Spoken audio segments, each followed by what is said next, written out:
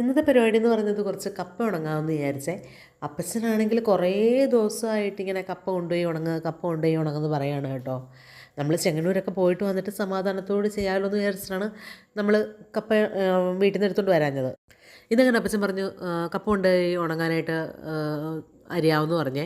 അപ്പച്ചനും അമ്മച്ചിയൊക്കെ കൂടാം, അപ്പോൾ എളുപ്പമായിക്കോളുമല്ലോ എന്ന് പറഞ്ഞിട്ട്. അപ്പോൾ അങ്ങനെ അച്ഛനും ഞാനും അപ്പച്ചനും എല്ലാം കൂടെ തൊലി പൊളിക്കുകയാണ് കേട്ടോ ഇരുന്നുണ്ട്. അമ്മച്ചി കുറച്ച് കഴിഞ്ഞപ്പോഴാണ് വന്നത്. അപ്പോൾ അങ്ങനെ ദേ ഞങ്ങൾ അപ്പച്ചനിങ്ങനെ കഷ്ണം കഷ്ണമാക്കിയിട്ട് ആദ്യം തരും കേട്ടോ. എന്നിട്ട് പിന്നെ നമ്മളത് പൊളിച്ചിട്ടിങ്ങനെ വെള്ളത്തിലേക്ക് ഇടുവേ. കാരണം വൈകുന്നേരം ആകുമ്പോഴേ നമ്മളിത് അരിയുന്നുള്ളൂ കേട്ടോ. ഇപ്പോഴങ്ങ് തൊലി അങ്ങ് പൊളിച്ച് വെള്ളത്തിലിട്ട് വെക്കുവാണെങ്കിൽ വൈകുന്നേരം ആകുമ്പോഴത്തേക്കിന് സമാധാനത്തോടെ ഇരുന്ന് അങ്ങ് ചെയ്യാമല്ലോ എന്ന് വിചാരിച്ചു കേട്ടോ. അപ്പോൾ അതിനിടയ്ക്ക് ഞാൻ കുറച്ച് കപ്പ പുഴുങ്ങാനായിട്ട് എടുത്തിട്ടുണ്ടായിരുന്നേ. ഭയങ്കരമായിട്ട് വെന്ത് പോകുന്ന കപ്പ കേട്ടോ. സത്യം പറയില്ല, എനിക്ക് ഈ വേവുന്ന കപ്പയോട് വലിയ താല്പര്യമില്ല കേട്ടോ.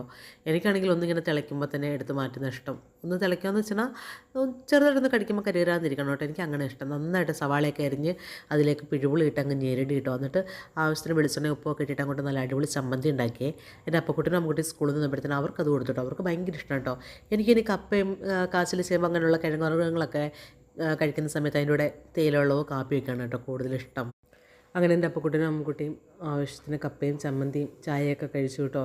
അപ്പം നമ്മുടെ കിട്ടൂസ് ആണെങ്കിൽ ഇങ്ങനെ വന്ന് നോക്കിയിരിക്കുകയാണ് കേട്ടോ. അവന് പറ്റിയ സാധനങ്ങളൊന്നും ആ കൂട്ടത്തിൽ കഴിക്കാനില്ലാത്തത് കാരണം ആൾ മാറിയിരിക്കുകയാണേ.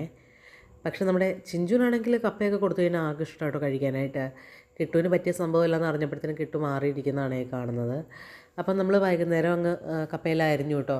അരിഞ്ഞു വെച്ചിട്ട് രാവിലെ കപ്പ വേവിക്കാൻ വേണ്ടിയിട്ട് ഒന്ന് തിളപ്പിച്ചെടുക്കണമല്ലോ. വാട്ടിയെടുത്തിട്ട് വേണമല്ലോ വെയിലത്ത് കൊണ്ടിടാനായിട്ട്. അപ്പോൾ അതിനുള്ള വലിയ ശരീരത്തിൽ വെള്ളമൊക്കെ വെച്ചിട്ട് ചൂടാക്കാൻ വെച്ചേക്കാണ്. ചായ എടുത്തപ്പോൾ തന്നെ ചൂടോടാനും ഒരു ചായ അങ്ങ് കുടിച്ചു കേട്ടോ. എനിക്ക് ചൂടോടാനും ചായ കുടിക്കണം. അപ്പോൾ വെള്ളം തിളയ്ക്കാൻ വേണ്ടി നോക്കി നിൽക്കുന്നതാണ്. നല്ല പുകയാണ് കേട്ടോ. പുകയായതാണ് ഞാൻ അങ്ങോട്ടും ഇങ്ങോട്ടും ഓടി കിടക്കുകയാണേ. അതിനിടയിൽ പിന്നെ അപ്പച്ചനും കൂടി വന്ന് നന്നായിട്ട് തീ കത്തിച്ചിട്ട് വെള്ളം അങ്ങ് ചൂടായി കേട്ടോ. പിന്നെ കപ്പയെല്ലാം കൂടെ അതിനകത്തിലേക്ക് ഇട്ടിട്ട് ഒന്ന് വാട്ടിയെടുത്തിട്ട് തറവാട്ടിലാണ് കേട്ടോ കൊണ്ടിടാൻ പോകുന്നത്. നമ്മുടെ പാർക്കപ്പുറത്താണെങ്കിൽ കുറച്ച് മണലും കാര്യങ്ങളൊക്കെ മുകളിൽ കിടക്കുന്ന കാരണം തറയിൽ ഇങ്ങനെ നിരത്തിടാൻ പറ്റത്തില്ല കേട്ടോ. അപ്പോൾ തറവാട്ടിലേക്ക് കൊണ്ടിടുവാണെങ്കിൽ അവിടുത്തെ പാർക്കപ്പുറം നല്ലതായിട്ട് കിടക്കുകയാണ്, അങ്ങനെ നിരത്തി അങ്ങ് ഇടാൻ പറ്റും കേട്ടോ.